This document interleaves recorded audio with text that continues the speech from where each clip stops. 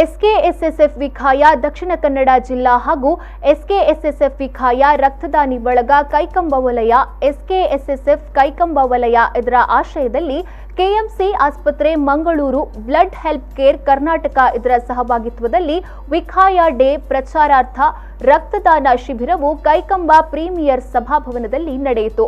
ಕಾರ್ಯಕ್ರಮಕ್ಕೆ ಎಸ್ಕೆಎಸ್ಎಸ್ಎಫ್ ದಕ್ಷಿಣ ಕನ್ನಡ ಜಿಲ್ಲಾಧ್ಯಕ್ಷ ಸೈಯದ್ ಅಮೀರ್ ತಂಗಳ್ ದುವಾ ಮೂಲಕ ಚಾಲನೆ ನೀಡಿದರು। ಎಸ್ಕೆಎಸ್ಎಸ್ಎಫ್ ದಕ್ಷಿಣ ಕನ್ನಡ ಜಿಲ್ಲಾ ಸಮಿತಿ ಸಂಘಟನಾ ಕಾರ್ಯದರ್ಶಿ ಆರಿಫ್ ಬಡಕಬೈಲು ಸ್ವಾಗತಿಸಿದರು।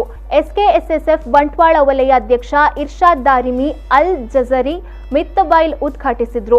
ಕೈಕಂಬ ವಲಯ ಅಧ್ಯಕ್ಷ ಜಮಾಲುದ್ದೀನ್ ದಾರಿಮಿ ಸಭೆಯ ಅಧ್ಯಕ್ಷತೆ ವಹಿಸಿದರು। ಎಸ್ಕೆಎಸ್ಎಸ್ಎಫ್ ವಿಖಾಯ ದಕ್ಷಿಣ ಕನ್ನಡ ಜಿಲ್ಲಾ ಉಸ್ತುವಾರಿ ಇಸಾಕ್ ಹಾಜಿ ತೋಡಾರ್ ಪ್ರಾಸ್ತಾವಿಕ ಭಾಷಣ ಮಾಡಿದರು। ಎಸ್ಕೆಎಸ್ಎಸ್ಎಫ್ ಕೇಂದ್ರ ಸಮಿತಿಯ ಕಾರ್ಯದರ್ಶಿ ಖಾಸಿಂ ದಾರಿಮಿ ಸವಣೂರು ವಿಖಾಯ ನಡೆಸುತ್ತಿರುವ ಸಾಮಾಜಿಕ ಧಾರ್ಮಿಕ ಕಾರ್ಯಗಳ ಬಗ್ಗೆ ವಿವರಿಸಿದರು।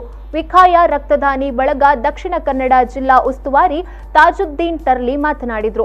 ಕಾರ್ಯಕ್ರಮದಲ್ಲಿ ಎಸ್ಕೆಎಸ್ಎಸ್ಎಫ್ ದಕ್ಷಿಣ ಕನ್ನಡ ಜಿಲ್ಲಾ ಕೋಶಾಧಿಕಾರಿ ಹನೀಫ್ ದೂಮಳಿಕೆ, ಉಪಾಧ್ಯಕ್ಷ ಸಿದ್ದಿಕ್ ಅಬ್ದುಲ್ ಖಾದರ್ ಬಂಟ್ವಾಳ, ಎಸ್ಕೆಎಸ್ಎಸ್ಎಫ್ ವಿಖಾಯ ದಕ್ಷಿಣ ಕನ್ನಡ ಜಿಲ್ಲಾ ಕೋಆರ್ಡಿನೇಟರ್ ಮುಸ್ತಫಾ ಕಟ್ಟದ ಪಡ್ಪು ಮತ್ತಿತರರು ಭಾಗವಹಿಸಿದರು।